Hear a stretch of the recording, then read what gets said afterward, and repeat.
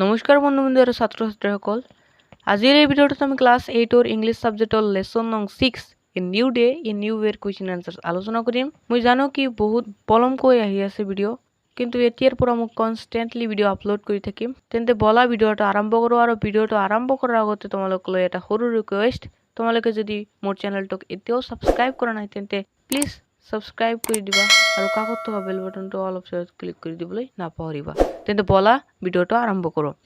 Activities question নং 1ত আছে answer the following questions from the lesson, মানে পাঠৰ পৰা তলৰ প্ৰশ্নসমূহৰ উত্তৰ কৰা। এই নম্বৰত আছে হোৱাই ৱাজ সীমা আপসেট, মানে সীমা কিয় চিন্তিত আছিল। এটাৰ আনসাৰ লিখিবা Seema was upset because she needed 12,000 rupees to pay school fee of her daughter, মানে সীমাই চিন্তিত আছিল কাৰণ তাইৰ জীয়েকৰ স্কুলৰ মচুলৰ বাবে তাইৰ 12,000 টকাৰ প্ৰয়োজন হৈছিল। But she was unable to manage money as her salary would be late that month, informed by her manager, মানে কিন্তু তার টকা জোগাড় কৰিব পৰা নাছিল কিয়নো সেই মাহৰ দৰমহা পাওঁতে পলম হ'ব বুলি তাইৰ মেনেজাৰে তাইক কৈছিল। বি নম্বৰত আছে what did Swati suggest to her mother, মানে স্বাতীয়ে তাইৰ মাকক কি পৰামৰ্শ দিছিল।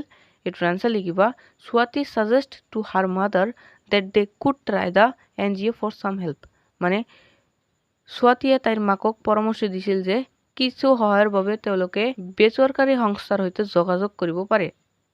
চি নম্বৰত আছে what happened when Seema meat the lady at the office of the NGO, মানে সীমা মহিলাগৰাকীক NGOৰ কাৰ্যালয়ত লগ কৰোঁতে কি হৈছিল।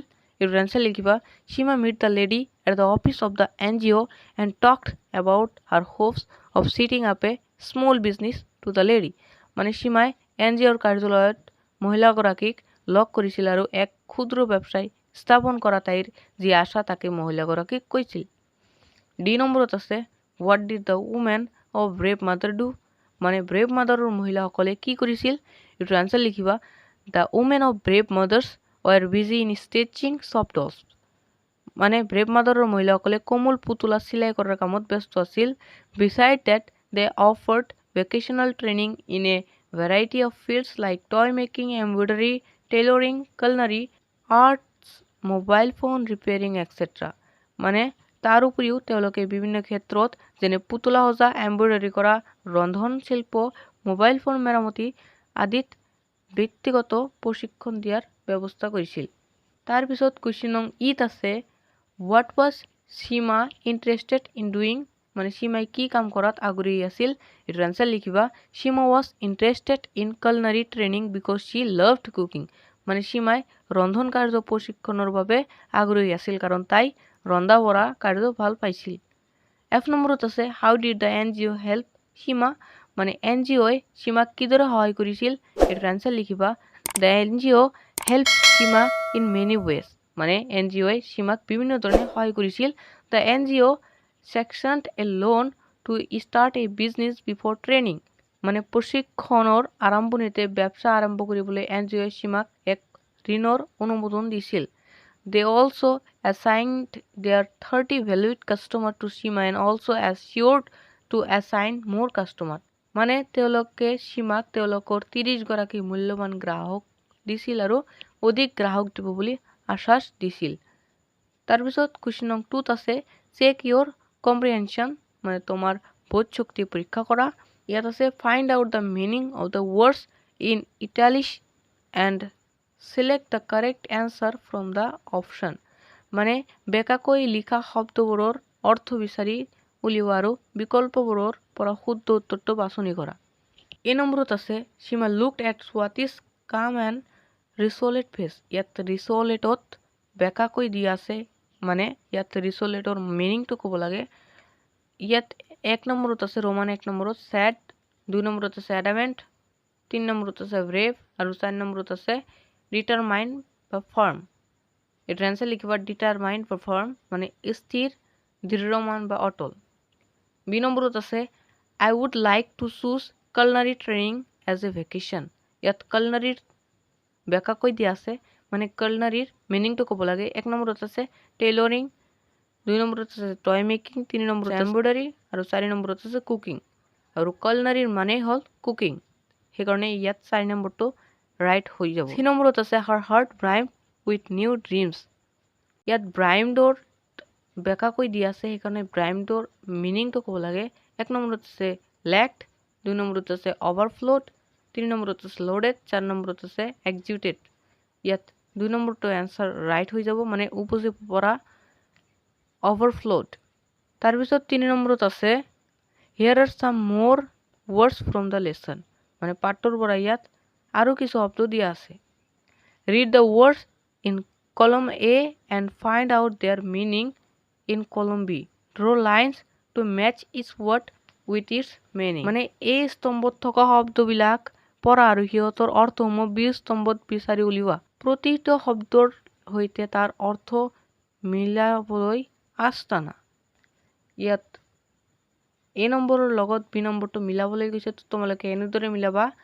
এনচাৰটো এনেকৈ দিয়া হ'ব যে এ নম্বৰত আছে এজ, মানে প্ৰান্ত, এইটোৰ লগত মিলিব 5 নম্বৰটো the outside limit of an object a surface or an area, মানে কোনো বস্তু বা স্থানৰ বাহ্যিক ভাগৰ সীমা প্ৰান্তভাগ। বি নম্বৰত আছে এডৰ্ড, মানে পূজা কৰা বা অতিকৈ ভাল পোৱা, এইটো তোমালোকৰ 3 নম্বৰৰ লগত মিলিব। লাভড সামবডি ভেৰি মাছ, মানে কাৰোবাক অত্যন্ত ভাল পোৱা। চি নম্বৰত আছে জটেড, মানে খৰখেদা, এইটো তোমালোকৰ 2 নম্বৰৰ লগত মিলিব।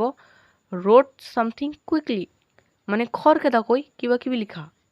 ডি নম্বৰত আছে হাগড, মানে অলিংগন কৰা বা সাৱটি ধৰা, এইটো 1 নম্বৰৰ লগত মিলিব।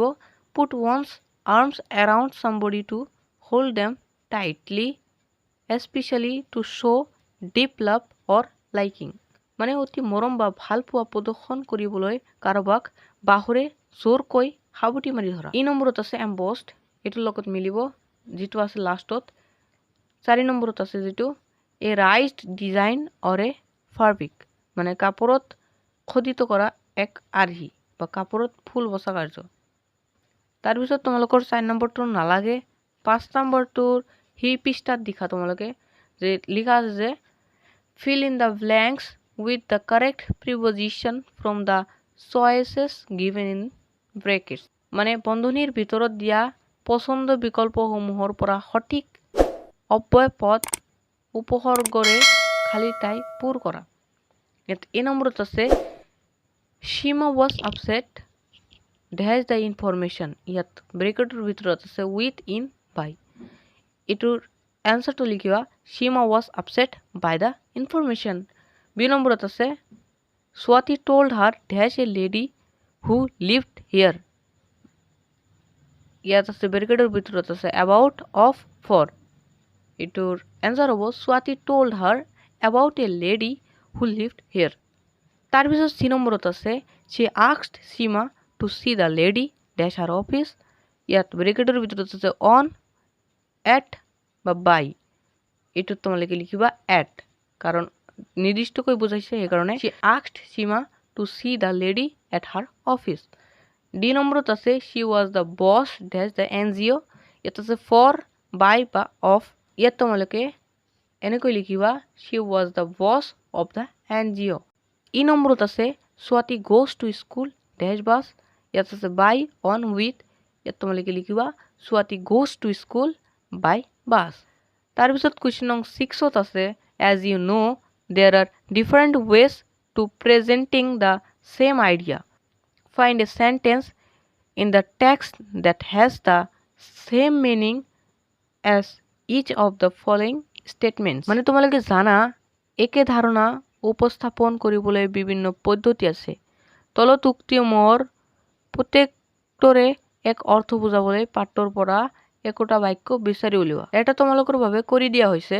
এই নম্বৰত আছে she was wise for her age, Seema thought, আৰু এইটো এনেকৈ লিখিছে she looked so mature, Seema thought, মানে তাইক অধিপনিক বা পৰিপক্ক যেন দেখা গৈছে সীমা ভাবিছিলে। বি নম্বৰটো আছে he had expired a few years ago, এইটো তোমালোকে লিখিবা he had passed away a few years ago, একেই শব্দ কিন্তু আমি সেন্টেন্সবিলাক বেলেগকৈ দি আছো।